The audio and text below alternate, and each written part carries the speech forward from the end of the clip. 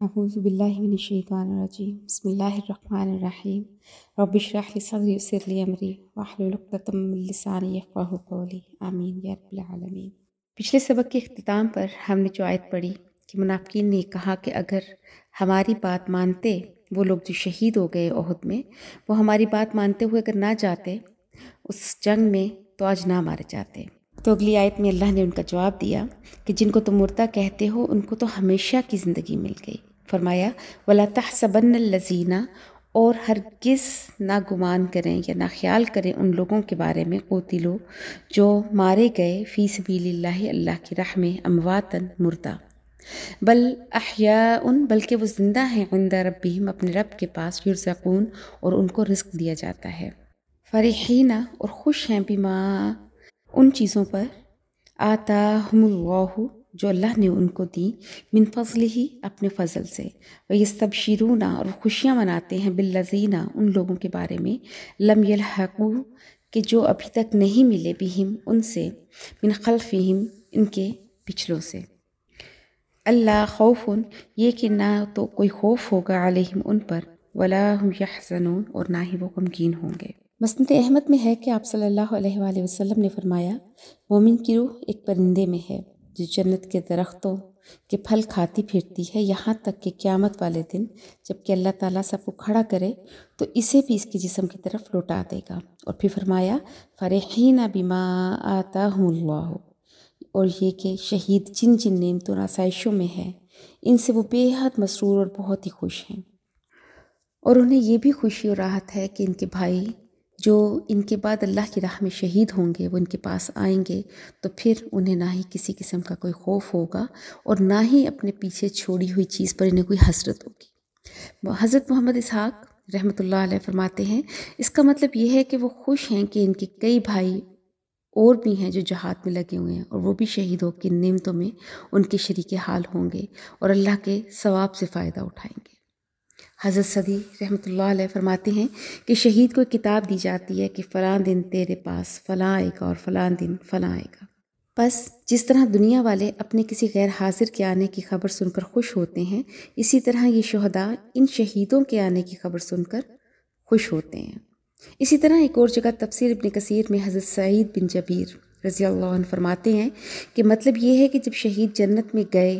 और वहाँ पर उन्होंने जब अपनी मंजिलें और रहमतें देखी तो कहने लगे काश कि इसका इल्म हमारे उन भाइयों को भी होता जो अब तक दुनिया में ही हैं, ताकि वो भी बहुत बहादुरी से जान तोड़ कर जहाद करते और इन जगहों में जा घुसते जहाँ से ज़िंदा आने की उम्मीद नहीं होती, तो वो भी हमारी नेमतों में हिस्सेदार बनते। इसी तरह सही बुखारी शरीफ में है कि हज़रत जाबिर रज़ियल्लाहु अन्हु फरमाते हैं कि ग़ज़वा उहद में उनके वालिद हज़रत अब्दुल्ला बिन अमरू बिन हराम जो कि अंसारी थे वो शहीद हो गए। उनकी शहादत के बाद वो कहते हैं कि मैं रोने लगा और अपने बाप के चेहरे से कपड़ा हटा हटा कर बार बार मैं उनके चेहरे को देख रहा था। सहाबा मुझे मना करते थे लेकिन नबी पाक सल्लल्लाहु अलैहि वसल्लम खामोश थे। फिर आप सल्लल्लाहु अलैहि वसल्लम ने फरमाया, जाबिर मत रो जब तक तेरे वालिद को उठाया नहीं गया, फरिश्ते अपने परों से इस पर साया किए हुए हैं। ग़ज़वा उहद जब इख्तिताम पजीर हुई तो मदीना से 8 मील दूर हमरुल असद के मुकाम पर जब कुफार पहुँचे तो एक दूसरे से पूछने लगे कि जब हमारी फतह हो गई थी तो हम मुसलमानों को ख़त्म किए बगैर वो यहाँ क्यों आ गए, यानी जो मुसलमान बच गए थे इनको भी ख़त्म कर देना चाहिए था। तो एक ने कहा कि मैंने तुम्हें आते देखा तो मैं पीछे चल पड़ा, दूसरे ने कहा कि मैंने तुम्हें देखा। अब उनको अपनी गलती का एहसास हुआ, कहने लगे कि अगर हम उनका सफाया ही कर देते तो ज़्यादा बेहतर था। अब वो हमरुल असद के मुकाम पर काफ़ी दिन ठहरे रहे। जब ये खबर आप सल्लल्लाहु अलैहि वसल्लम को पहुंची तो आपने सहाबा को इकट्ठा किया और उनसे पूछा कि क्यों ना इससे पहले कि वो हम पे हमला करें हम उनका ताक़ुब करके उनके नापाक इरादों को खाक में मिला दें। सहाबा अगरचे थके मानते और ज़ख्मों से चूर चूर थे लेकिन फिर भी उन्होंने लड़ने की हामी भर ली और तैयार हो गए। अगरचे ऐसे मौके पे दोबारा लड़ने की हामी भरना बहुत मुश्किल होती है, लेकिन आप सल्लल्लाहु अलैहि वसल्लम के सहाबा इन सब तकलीफ़ों को बर्दाश्त करने के लिए तैयार थे। इसका जिक्र है इस आयत में कि अल्लज़ीन इस्तजाबू, वो लोग कि जिन्होंने हुक्म माना लिल्लाहि व रसूली, अल्लाह का और उसके रसूल का, मिन बअदी, इसके बाद के मा अस्ग़ाबहुमुल कर्ह, के उनको पहुँचा ज़ख़म, للذین ان لوگوں کے لیے احسنوا کہ جنہوں نے نیکی کی منہم واتقوا ان میں سے اور اللہ سے جو ڈرتے رہے اجر عظیم بہت بڑا اجر ہے۔ آپ صلی اللہ علیہ وآلہ وسلم نے اور صحابہ نے 3 دن وہاں قیام کیا، 17، 18، 19 شوال تک، اور پھر آپ واپس تشریف لے آئے، تو ان لوگوں کے لیے پھر اللہ نے ایک بہت بڑے اجر کا وعدہ فرمایا۔ اس موقع پر ایک قبیلہ ہے عبد القیس، اس کے تاجروں کا ایک قافلہ مکہ سے مدینہ کی طرف آ رہا تھا۔ اس میں ایک شخص تھا نعیم بن مسعود جو بعد مسلمان ہو گیا تھا۔ کافروں نے اس کو لالچ دیا کہ ہم تمہیں 10 اونٹ دیں گے اور بھی بہت مال دیں گے، تم چاہ کے مسلمانوں پہ ہمارا روب ڈال دو اور کہہ دو کہ مکے سے بہت بڑے بڑے قبیلے اکٹھے ہو کر دوبارہ حملے کے لیے آ رہے ہیں۔ اس نے آ کر صحابہ کو بہت زیادہ ڈرانے کی کوشش کی، تو اس پر صحابہ اکرام نے یک زبان ہو کر کہا حسبنا اللہ و نعم الوکیل۔ اس کا ذکر اگلی آیت میں اللہ پاک فرما رہے ہیں کہ الذین قال، ان لوگوں نے کہ جب کہا لہم الناس، ان سے ان لوگوں نے کہ ان الناس کہ بے شک لوگوں نے قد جمعوا لکم تحقیق جمع کیے ہیں لشکر تمہارے لیے، فخشوہم پس تم ان سے ڈرو، فزادہم ایمانا پس زیادہ کر دیا اس بات نے ان کے ایمان کو، وقالوا اور انہوں نے کہا حسبنا اللہ و نعم الوکیل کہ ہمیں اللہ کافی ہے اور وہ اچھا کارساز ہے۔ فانقلبوا پس وہ لوٹے بنعمت من اللہ اللہ کی نعمت لے کر، وفضل اور اللہ کا فضل لے کر، لم یمسسہم اور نہیں پہنچی ان کو سوء کوئی تکلیف، واتبعوا رضوان اللہ اور انہوں نے پیروی کی اللہ کی رضامندی کی، واللہ اور اللہ ذو فضل عظیم بہت بڑا فضل کرنے والا ہے۔ انما ذالکم الشیطان پختہ بات ہے کہ یہ شیطان ہے جو یخفف اولیاء وہ ڈراتا ہے اپنے ساتھیوں سے یا اپنے ساتھیوں کو، کہ جو شیطان کے ساتھ رشتہ رکھتے ہیں وہ ضرور خوفزدہ ہو جاتے ہیں، اور جو مومنین ہیں جو صرف اللہ سے ڈرنے والے ہیں وہ کبھی شیطان کے بہکاوے میں نہیں آتے، وہ کسی سے نہیں ڈرتے۔ فلا تخافوہم پس تم ان سے خوف نہ کرو، وخافونی اور مجھ سے ڈرو، ان کنتم مؤمنین اگر تم مومن ہو۔ جو 300 منافقین غزوہ احد سے میدان جنگ سے واپس چلے گئے تھے، ان کی علیحدگی کا آپ صلی اللہ علیہ وآلہ وسلم کو طبعی طور پر بہت صدمہ تھا، کیونکہ ایک آدمی ساتھ مل کر پھر الگ ہو جائے اور دشمنوں کا ساتھ دے تو صدمہ ہونا ایک فطری بات ہے۔ تو اللہ پاک اب ان کے بارے میں فرماتے ہیں کہ ولا یحزنک اور تجھے غم میں نہ ڈالے الذین یسارعون وہ لوگ جو دوڑ کر جاتے ہیں فی الکفر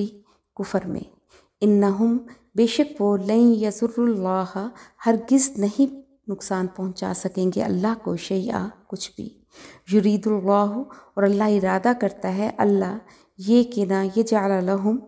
کہ نہ کرے ان کے لیے حظًا فی الآخرہ کوئی حصہ آخرت میں،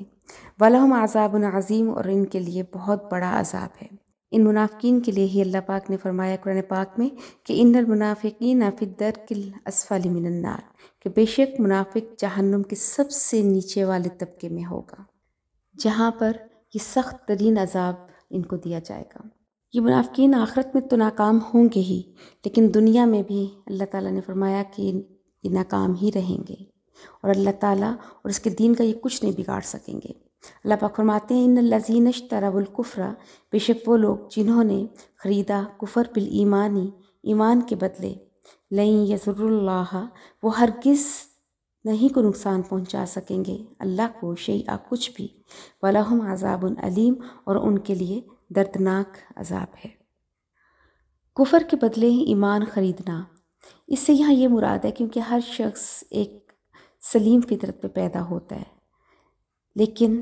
جب وہ دنیا میں جس ماحول میں پرورش پاتا ہے تو وہ اپنی اس فطرت کو ضائع کر دیتا ہے اور کفر اختیار کر لیتا ہے۔ اور یہ بھی اللہ پاک فرماتے ہیں کہ اللہ تعالیٰ نے انسان کو عقل سمجھ اور جو حواس ظاہری اور باطنی جو قوتیں عطا فرمائی ہیں، ان سے ایمان اور نیکی وہ چاہیں تو خرید سکتے ہیں اور نیکیاں ان کو جنت تک لے جا سکتی ہیں، مگر جو شخص دنیا کو اہمیت دیتا ہے، آخرت کو کچھ سمجھتا ہی نہیں، وہ اس موقع کو ضائع کر دیتا ہے اور وہ پھر گمراہی خرید لیتا ہے، کفر خرید لیتا ہے ایمان کے بدلے۔ کفار اور مشرکین کو ایک یہ بھی بہت زیادہ غلط فہمی تھی، وہ یہ سمجھتے تھے کہ جتنے بھی مسلمان تھے یا مسلمانوں کی اکثریت جو تھی وہ بہت زیادہ قسم پرسی کی حالت میں تھی، اور یہ کہا کرتے تھے کہ دیکھو ہمارے پاس تو اتنا مال ہے، اتنی اولاد ہے، اگر ہم حق پر نہ ہوتے تو اللہ ہم سے سب چھین لیتا۔ یہ اللہ کے راضی ہونے کی دلیل ہے کہ اس نے ہمیں سب کچھ دنیا میں عطا کیا اور تم سے سب کچھ چھین لیا، یا تمہیں اس کی کمی کا سامنا کرنا پڑ رہا ہے۔ لہٰذا اللہ نے کافروں کے اس شبے کا جواب دیا اور فرمایا وَلَا يَحْسَبَنَّ الَّذِينَ، اور ہرگز نہ گمان کریں وہ لوگ کافرو جو کافر ہیں، أَنَّمَا نُمْلِي لَهُمْ، یہ کہ بے شک جو ہم ان کو مہلت دیتے ہیں، خیر لِأَنفُسِهِمْ، وہ بہتر ہے ان کی جانوں کے لیے، إِنَّمَا نُمْلِي لَهُمْ، اور پختہ بات ہے کہ ہم مہلت دیتے ہیں ان کو، لِيَزْدَادُوا إِثْمًا، تاکہ وہ زیادہ گناہ کما لیں، وَلَهُمْ عَذَابٌ مُّہِینٌ، اور ان کے لیے عذاب ہے رسوائی والا۔ تو یہ بات واضح ہو جاتی ہے، جو شخص قرآن کو سمجھ کے پڑھتا ہے، اس پر ایمان رکھتا ہے، اللہ کی ہر کہی ہوئی بات پر ایمان رکھتا ہے، کہ دنیا کی مشکلات جو ہیں وہ اس چیز کا ثبوت نہیں ہے کہ اللہ ہم سے ناراض ہے۔ دنیا میں کتنی ہی نعمتیں کیوں نہ مل جائیں، لیکن بالآخر ایک دن ان سب کو ختم ہونا ہے، اور باقی رہنا ہے تو ایمان، وہ تعلق جو ہم اللہ کے ساتھ باندھ لیتے ہیں، جن کے بارے میں اللہ نے فرمایا لَقَدْ رَضِيَ اللَّهُ عَنِ الْمُؤْمِنِينَ، کہ اللہ ایمان والوں سے راضی ہے۔ تو آج دنیا میں جو کوئی مشکل آتی ہے اس پر ہمارا کوئی اختیار نہیں، ہم کچھ بھی نہیں کر سکتے، مگر ہم صبر اور شکر کر کے اپنے اللہ کو راضی کر سکتے ہیں، اور اس زندگی کا فائدہ حاصل کر سکتے ہیں جو ہمیشہ کی ہے۔ ورنہ تو ایسے لوگوں کے لیے جو اللہ کے لیے ناشکری اور اللہ سے بدگمان ہو جاتے ہیں، ان کے لیے ہی اللہ نے کہا کہ وَلَهُمْ عَذَابٌ مُّہِینٌ۔ تو اللہ پاک ہمیں اپنے نیک بندوں میں شامل کرے، صبر کرنے والے اور شکر کرنے والے لوگوں میں شامل کرے۔ وآخر دعوانا ان الحمد للہ رب العالمین۔